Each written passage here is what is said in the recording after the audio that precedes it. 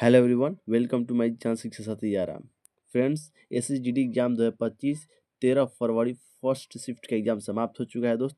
और हमें कुछ रियल और ऑथेंटिक प्रश्न मिल चुके हैं। सारे प्रश्न नहीं मिलते हैं क्योंकि छात्र के उतने माइंड में नहीं आते हैं। जो भी आते हैं वो हमें इस नंबर पर भेज देते हैं। तो आपका भी अगर आने वाले दिनों में एग्जाम है तो आप लोग इस नंबर पर या फिर इस नंबर पर रियल क्वेश्चन भेज सकते हैं। दोस्त, अगर चैनल पर नए हैं तो प्लीज़ चैनल को सब्सक्राइब कर लीजिए और बेल आइकन को दबा लीजिए, क्योंकि यहाँ हर प्रकार का पेपर का एनालिसिस किया जाता है और एग्जाम टाइप से नोटिफिकेशन दिया जाता है। तो चलिए देखते हैं क्वेश्चन आपके एग्जाम में जो आया था।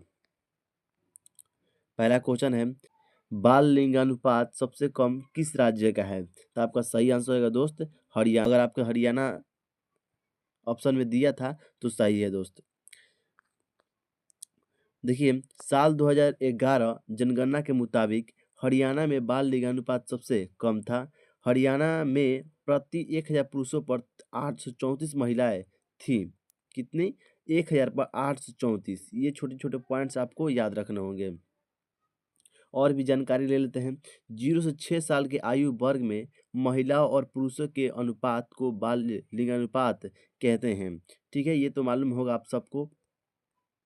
साल 2001 के जनगणना में भारत का बाल लिंगानुपात 927 था।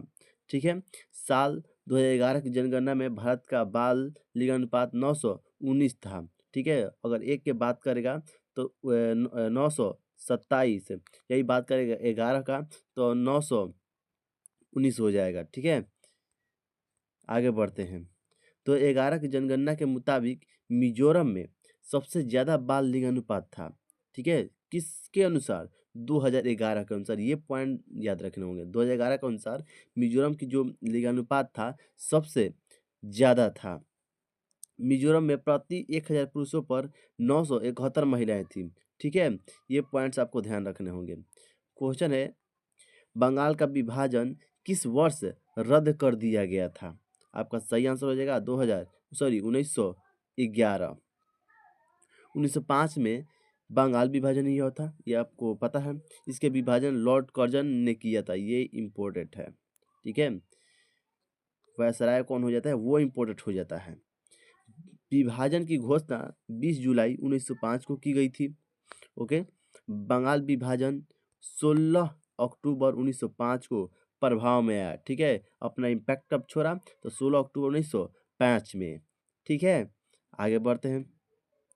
बंगाल विभाजन अंग्रेज द्वारा भारत में फूट डालो और राज करो की नीति पर अमल करने का एक हिस्सा था। ठीक है, फूट डालो और राज करो का एक प्रबल अमल था। ठीक है, स्वदेशी आंदोलन में बंगाल विभाजन के खिलाफ मुख्य विरोध प्रदर्शन में से एक था। ये भी आपको ध्यान रखना होगा।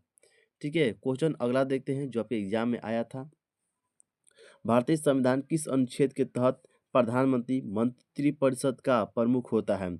तो अनुच्छेद आर्टिकल 74। ठीक है, आर्टिकल 74 के तहत अनुच्छेद यानी आर्टिकल 74 के 1 में कहा गया है कि राष्ट्रपति को सहायता और सलाह देने के लिए प्रधानमंत्री के साथ एक मंत्रिपरिषद होगी। ठीक है, जो अपने कार्यों के प्रयोग में ऐसी सलाह के अनुसार कार्य करेगा। ये ध्यान रखना है आपको। इसलिए अनुच्छेद 74 प्रधानमंत्री के साथ मंत्रिपरिषद की स्थापना करता है। ठीक है, उत्तर भारत का शास्त्रीय नृत्य कौन सा है? देखिए, ये क्वेश्चन बार बार, ये जो कल का शिफ्ट था ना, कल या फर्स्ट या सेकेंड में ये क्वेश्चन ऐसे करके पूछा था। ठीक है, उत्तर का जो भी शास्त्रीय नृत्य है ऐसे करके पूछा था। तो देखिए, उत्तर का भारत का जो शास्त्रीय नृत्य है वो कथक हो जाएगा। ठीक है, तो ये कथक शास्त्रीय नृत्य का एक रूप है जिसका नाम कथा शब्द से लिया गया है, जिसका अर्थ क्या है? कहानियां। अतीत में कथक नर्तक नटवारी शैली में राधा और कृष्ण की कहानियां प्रदर्शन करते थे। अब कथक घराने के बारे में कुछ बातें जान लेते हैं। 19वीं सदी में अवध के आखिरी नवाब वाजिद अली शाह के संरक्षण में कथक अपने स्वर्ग युग में पहुंचा था, मतलब टॉप लेवल पहुंच चुका था। उन्होंने लखनऊ घराने की स्थापना की, जिसमें भाव, मनोदशाओं और भावनाओं की अभिव्यक्ति पर जोर दिया गया। ठीक है। भारतीय संगीत, ठीक है, यहाँ से पढ़ते हैं। इस नृत्य शैली के कुछ प्रसिद्ध प्रतिपादक मेनका सितारा देवी और बिरजू महाराज थे। ठीक है, इस नृत्य शैली के कुछ प्रसिद्ध प्रतिपादक कौन कौन थे? मेनका सितारा देवी और बिरजू महाराज थे। ये पॉइंट है, ये पॉइंट याद रखने हैं। भारत के वाणिज्य और उद्योग मंत्रालय के मंत्री कौन है 2024 के 2024 के अकॉर्डिंग? ठीक है, तो श्री पीयूष गोयल। घाटे के बजट से क्या आशय है? ठीक है, क्वेश्चन है घाटे के बजट से क्या आशय है, तो आपका आंसर हो जाएगा दोस्त शायद ऑप्शन दिया था, पब्लिक का मुनाफा, सरकार का मुनाफा, या फिर पब्लिक का घाटा या सरकार का घाटा, ऐसे कुछ करके ऑप्शन दिया था। तो ठीक है, देखते हैं। घाटे के बजट का आशय उस स्थिति से है जब किसी देश या संगठन के खर्चे उसकी आय से अधिक होते हैं। ठीक है, क्या कह रहा है? किसी देश के संगठन के खर्चे उसकी आय से अधिक होती है। इसका मतलब यह है दोस्त, सरकार या संगठन को अपने खर्चों का पूरा करने के लिए उधार लेना पड़ता है। ठीक है, यह स्थिति तब उत्पन्न होती है जब सरकार की कुल आय में क्या होता है? आय, जैसे कि करों से प्राप्त राजस्व उसकी कुल खर्चों से कम चलती है, काम होती है। ठीक है, अगला क्वेश्चन जो आया था आपके एग्जाम में, विलोम शब्द से आया था। अनाथ का विलोम शब्द क्या होता है? तो आपका ऑप्शन में था सनाथ। ठीक है, तो इसका आंसर भी यही हो जाएगा, सनाथ। देखिए, कुछ लाइन दिया गया था और कंकन, उसमें लाइन में कंकन था, तो उसका पूछ रहा था कि तद्भव क्या होगा, तो इसका तद्भव जो है कंगन हो जाएगा। कंकन लाइन में था, उसका तद्भव पूछ रहा था, और तद्भव का जो कंकन का जो तद्भव होगा वो कंगन हो जाएगा। देखिए, पुरस्कार से प्रश्न पूछ रहा है 2004 पुरस्कार स्थापना किस वर्ष की गई थी? तो आपका सही आंसर होगा 1985, 1985। खेल और खेलों में उत्कृष्ट प्रशिक्षकों के लिए 1985 में स्थापित 2004 पुरस्कार भारत गणराज्य का खेल कोचिंग सम्मान है। पुरस्कार का नाम द्रोण के नाम पर रखा गया, जिसे प्रायः द्रोणाचार्य और गुरु द्रोण कहा जाता है। द्रोणाचार्य या गुरु द्रोण, जो प्राचीन भारत के संस्कृति या महाकाव्य महाभारत का एक चरित्र है। अगला जो क्वेश्चन आपके एग्जाम में आया था दोस्त, कर्नाटक गायिका जिसे बॉम्बे की उपाधि दी गई है, उनका नाम क्या है दोस्त? तो जय श्री रामनाथ। जय श्री रामनाथ। बॉम्बे जय श्री रामनाथ एक भारतीय कर्नाटक गायिका और संगीतकार हैं। ठीक है, उन्होंने तमिल, तेलुगु, कन्नड़, मलयालम और हिंदी फिल्मों में सहित कई भाषाओं में गाने गाए हैं।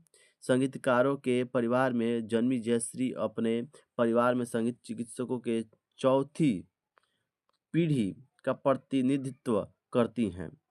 ठीक है, लालगुडी जयरामन और टी.आर. बालमणि द्वारा प्रशिक्षित है। ठीक है, इन्हें शिक्षा किससे लिया है? तो इन दोनों से। उन्हें 2021 में भारत के चौथे सर्वोच्च नागरिक पुरस्कार यानी पद्म श्री से सम्मानित किया गया है।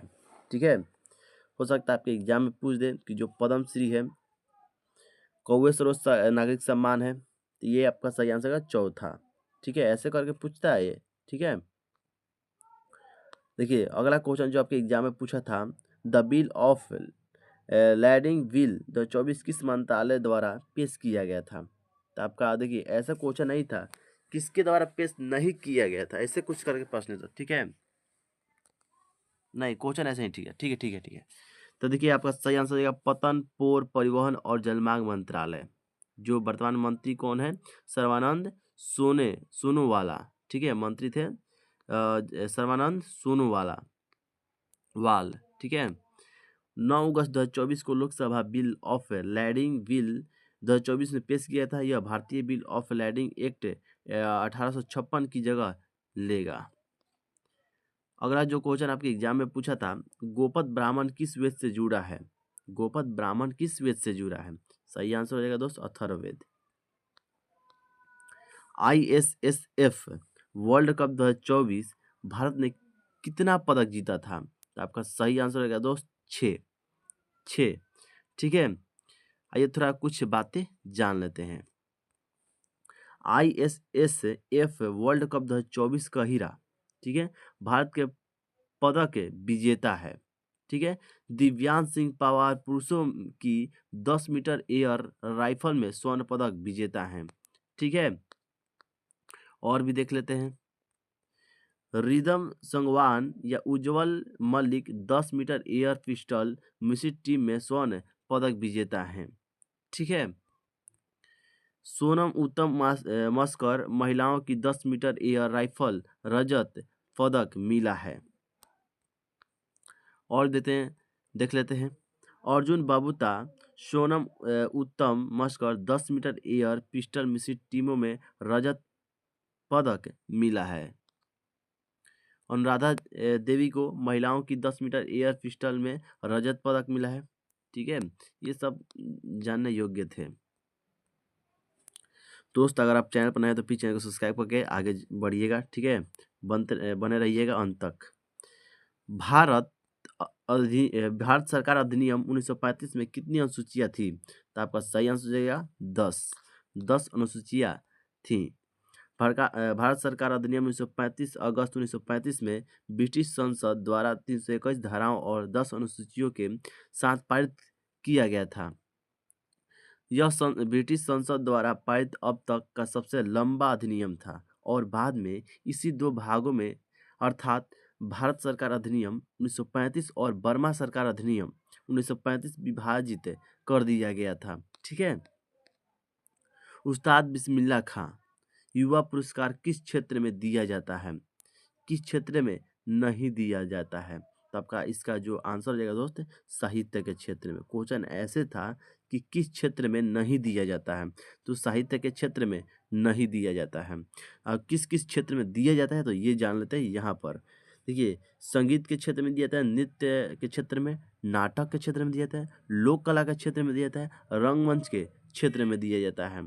ठीक है। साहित्य के क्षेत्र में नहीं दिया जाता है और यही आपका ऑप्शन में था। उस्ताद बिस्मिल्लाह खां युवा पुरस्कार की शुरुआत 2006 में हुई थी।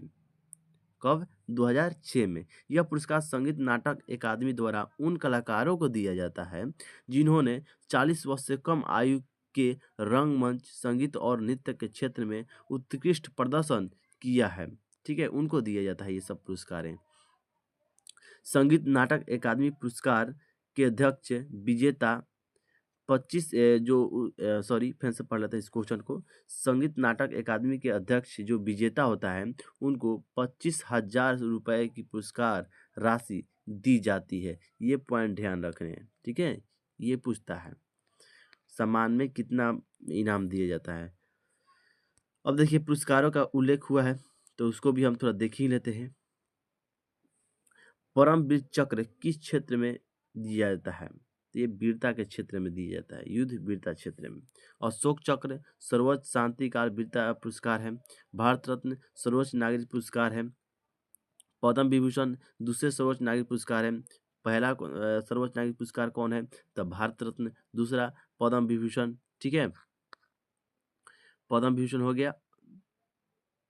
पद्म भूषण तीसरा सबसे सर्वोच्च नागरिक पुरस्कार है और पद्म श्री चौथा सर्वोच्च नागरिक पुरस्कार है। दादा साहब फाल्के जो कि फिल्मों के क्षेत्र में दिया जाता है। अर्जुन पुरस्कार खेल के क्षेत्र में दिया जाता है और द्रोणाचार्य पुरस्कार ये भी खेल के क्षेत्र में दिया जाता है, उत्कृष्ट खेल प्रशिक्षक के क्षेत्र में। ठीक है। ध्यानचंद पुरस्कार खेल में लाइफ टाइम अचीवमेंट के लिए ये दिया जाता है। ठीक है। और भी देख लेते हैं। देखिए, शांति स्वरूप भटनागर पुरस्कार विज्ञान और प्रौद्योगिकी के क्षेत्र में दिया जाता है। व्यास सम्मान ये साहित्य कार्य के क्षेत्र में दिया जाता है। ठीक है दोस्त, हमें इतने ही प्रश्न मिले छे। अगर आप लोग इस चैनल पर नए हैं तो प्लीज़ चैनल को सब्सक्राइब करके वीडियो को लाइक कीजिएगा और बेल आइकन को दबा लीजिए, क्योंकि हर प्रकार का नोटिफिकेशन आपको आपके यहाँ जाएगा। चाहे कोई भी पेपर हो उसका एनालिसिस यहाँ पर किया जाता है। कैसी भी इंफॉर्मेशन हो इस चैनल के माध्यम से दिया जाता है। तो प्लीज़ चैनल को सब्सक्राइब कीजिए, वीडियो को लाइक कीजिए और शेयर कीजिए। धन्यवाद।